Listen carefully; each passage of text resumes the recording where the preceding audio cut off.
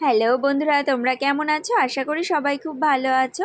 আবারও কিছু ছোট্ট ছোট্ট টিপস নিয়ে চলে এসেছি তোমাদের সঙ্গে শেয়ার করব বলে। আমার এই টিপসগুলো যদি তোমাদের ভালো লেগে থাকে তাহলে অবশ্যই ভিডিওতে একটা লাইক করে দিও। আর যদি তোমাদের আমার এই ভিডিও থেকে এই টিপসগুলো দেখে তোমাদের কিছু অন্তত উপকার হয় তাহলে এই টিপসগুলো তোমরা অন্যদের সঙ্গে শেয়ার করে দিও। তোমাদের মতন তারা উপকৃত হবে। যারা নতুন বন্ধুরা আছো চ্যানেলে তারা অবশ্যই ভিডিওতে একটা লাইক করে দিও আর চ্যানেলটা সাবস্ক্রাইব করে রেখো। তো দেখো বন্ধুরা, এখানে আমি কড়াইয়ের মধ্যে তেল বসিয়েছি। তেলটা বসিয়ে বেশ খানিকক্ষণ রেখে দিয়ে বেশ ভালো করে গরম করে নিলাম তেলটাকে। তারপর এর মধ্যে সামান্য পরিমাণে নুন দিয়ে দিলাম। তেলের মধ্যে নুন দিয়ে তারপর খুন্তি দিয়ে তেল আর নুনটাকে বেশ ভালোভাবে কড়াইয়ের চারিদিকে করে লাগিয়ে দিলাম। এরপর খুন্তির ওপরে মাছ দিয়ে তুলবো। এইভাবে করে দেখো আস্তে আস্তে করে খুন্তিটার উপরে এইভাবে করে মাছগুলোকে সাজিয়ে নেব। সাজিয়ে নিয়ে তারপর খুন্তিটা দিয়ে মাছগুলোকে কড়াইয়ের মধ্যে এভাবে ছেড়ে দেব। তাহলে কি হবে, মাছগুলো ছাড়ার সময় হাতের মধ্যে তেল ছিটে এসেও লাগবে না। আর কড়াইয়ের মধ্যে নুন দিয়ে তেলটা গরম করলে কড়াইয়ের সঙ্গে মাছগুলো আটকে মাছগুলো ভেঙে নষ্ট হয়ে যাবে না। তো বন্ধুরা, আমার এই টিপসটা যদি তোমাদের ভালো লেগে থাকে তাহলে অবশ্যই ভিডিওতে একটা লাইক করে দিও। আর চ্যানেলে নতুন বন্ধু হলে তাহলে চ্যানেলটা সাবস্ক্রাইব করে দিও। তো দেখো বন্ধুরা, ফ্রিজের এই জিনিসটা, এই সবজি রাখার এই বক্সটাকে কিন্তু প্রত্যেক দিন বের করে ধোয়া মোছা করা সম্ভব না। তো দেখো এটাকে এইভাবে করে আজকে আমি ধুয়ে নিয়েছি ভালো করে। তারপর এটাকে যেটা করব, তাহলে কি করতে হবে, প্রত্যেক দিন এটাকে এইভাবে করে বাইরে বের করে ধোয়া মোছা করতে হবে না। আর প্রত্যেক দিন এর মধ্যে সবজি রাখলে একটা কেমন গ্যাস গন্ধ হয়ে যায় বা সবজির জলগুলো পড়ে পড়ে এটা নষ্টও হয়ে যায়, দাগ হয়ে যায়, মনে হয় যেন না ধুলে তখন আর নোংরা জিনিসটা দেখতে ভালো লাগে না। তো দেখো এটাকে আমি ভালো মতন করে বেশ মুছে কুছে পরিষ্কার করে নিচ্ছি। ঘরে আমাদের প্রত্যেকেরই অনেক পুরনো জামা কাপড় থেকে থাকে, তো সেই জামা কাপড়ের মধ্যে থেকে একটা পুরনো ওড়না আমি এভাবে করে দুই ভাঁজ করে নিয়ে নেব। নিয়ে এবারে এর মধ্যে এটাকে এইরকমভাবে করে পেতে নেব। দেখো এভাবে করে আমি সমানভাবে করে পেতে নেব। আর চারিদিকে যে মানে বাড়তি অংশগুলো থাকবে সেগুলো নয় তোমরা পরে ভাঁজ করে, মানে সবজি রাখার পরে ভাঁজ করে সাইড দিয়ে মুড়িয়ে দেবে।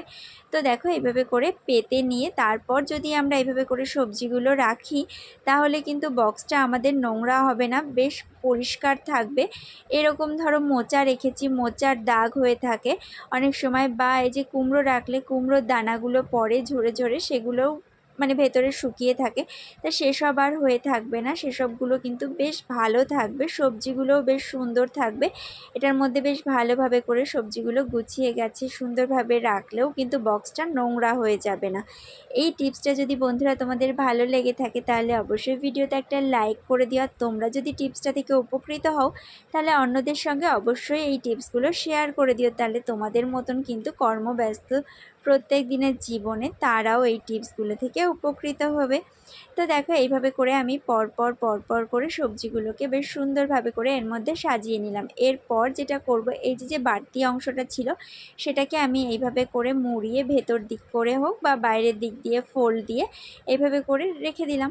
ব্যাস, এবারে বক্সটা দেখতেও বেশ ভালো লাগছে আর হচ্ছে এটার মধ্যে সবজিগুলোও বেশ ভালো থাকবে। প্রত্যেক দিন কিন্তু আর বক্সটাকে বের করে ধোয়ার কোনো সমস্যাই নেই, মাসে একবার অন্তত ধুলেই চলে যাবে। তো দেখো আমাদের এই যে গ্যাসের বার্নারগুলো হয়, মানে বার্নার না তো, এগুলোকে বলা হয় গ্যাসের যে ঝিক বলে আর কি, এই যে স্ট্যান্ডগুলো, এগুলো কিন্তু ভীষণভাবে রান্না করতে করতে কালো কালো হয়ে যায়।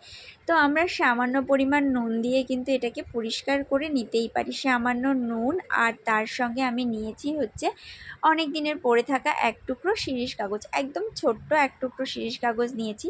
বেশ ভালো করে এটাকে নুন দিয়ে আর শিরিষ কাগজ দিয়ে আমি বেশ সুন্দর করে এটাকে ডলে নিচ্ছি। দেখো হাত দিয়ে দিয়ে দিয়ে দেখো ডলছি আর কিন্তু পরিষ্কার হয়ে যাচ্ছে। তো এই কাজটা যদি আমরা প্রত্যেক দিন করতে পারি তাহলে কিন্তু আমাদের এই গ্যাসের স্ট্যান্ডগুলো কালো হয়ে নোংরা হয়ে থাকে না, বেশ ভালো পরিষ্কার হয়ে যায়। আর এর ওপরে যে একটা তেল চিটচিটে ভাব পড়ে থাকে প্রত্যেক দিন রান্না করতে করতে, তো সেই তেল চিটচিটে ভাবটাও কিন্তু চলে যায়। তো এটাকে প্রত্যেক দিন আমরা করার নিশ্চয়ই আমাদের সময় হবে না, মাঝে সাঝে এক আধ দিন করলেই কিন্তু বেশ এটা পরিষ্কার পরিচ্ছন্ন থাকবে। তো দেখো এটাকে কিন্তু এভাবে করে করে আমি ধুয়ে পরিষ্কার করে নিয়েছি। তো দেখো কি সুন্দর পরিষ্কার চকচকে হয়ে গেছে। তো এই টিপসটা যদি বন্ধুরা তোমাদের ভালো লেগে থাকে অবশ্যই এই ভিডিওটাতে একটা লাইক করে আমাকে কমেন্ট করে জানিও টিপসটা থেকে তোমরা কতটা উপকৃত হলে। তো চলো বন্ধুরা পরের টিপসটা দেখে নিই। পরের টিপসটাও ভীষণই উপকৃত। আমাদের বটি কিন্তু আমাদের প্রত্যেক দিনের একটা নিয়মিত জিনিস, যেটা আমাদের প্রত্যেক দিন সবজি কাটার জন্য লাগেই। তো এখানেও আমি নিয়ে নিয়েছি সামান্য পরিমাণের নুন, আর তার সঙ্গে নিয়েছি সেই যেটা দিয়ে আমি গ্যাসের ঝিকটা পরিষ্কার করলাম, সেই শিরিষ কাগজটাই আমি এখানে নিয়ে নিয়েছি। সেই শিরিষ কাগজ দিয়ে আর নুন দিয়ে কিন্তু বটিটাকে বেশ ভালো করে এভাবে করে ডলে নেব। এটার সঙ্গে কোনো রকম কোনো জল অ্যাড করব না, এভাবে করে নুন দেব আর শিরিষ কাগজ দিয়ে এভাবে করে ডলবো। তো দেখো বটির ওপর থেকে কিন্তু কালো কালো ভাবটা এভাবে ডলছি আর উঠে উঠে আসছে। তো এরকমভাবে যদি আমরা বটিটাকে পরিষ্কার করে রাখি, বটিটাও ভালো থাকবে, জং পড়ে যাবে না।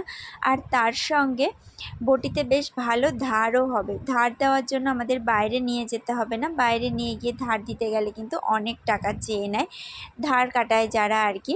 তো দেখো এরকমভাবে করে দুটো সাইডই বটির বেশ ভালো করে ডলে নেব। ডলে নেওয়ার পরে কিন্তু বটিটা বেশ পরিষ্কার চকচকে হয়ে যাবে, একদম পুরো নতুন বটির মতন লাগবে। তার সঙ্গে কিন্তু ধারও হয়ে যাবে, বটিতে বেশ ভালো ধার দেওয়ার জন্য যে পয়সাটা খরচা হতো সেটাও আর হবে না।